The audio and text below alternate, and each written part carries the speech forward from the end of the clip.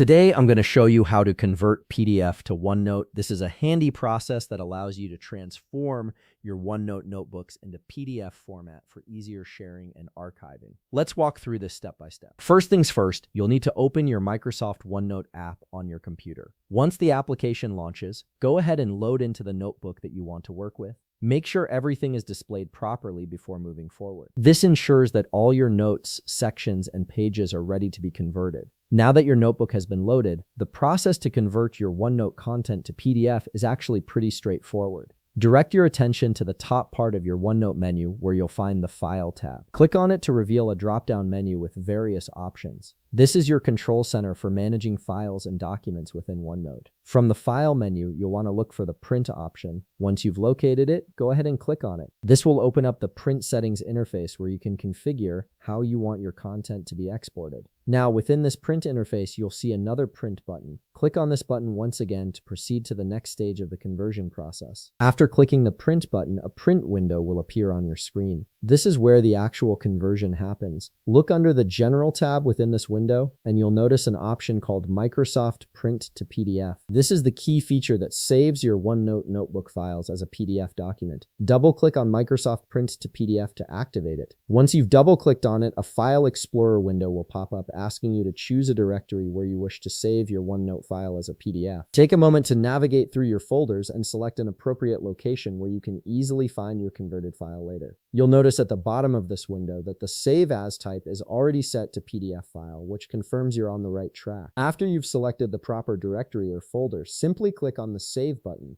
Your OneNote content will now be processed and saved as a PDF file in the location you specified. Give it a moment to complete the conversion, especially if you have a large notebook with multiple pages. And there you have it. You've successfully converted your OneNote notebook to PDF format, making it easy to share, print, or archive your notes. If you found this video helpful, please leave a like, subscribe, and see you in the next video.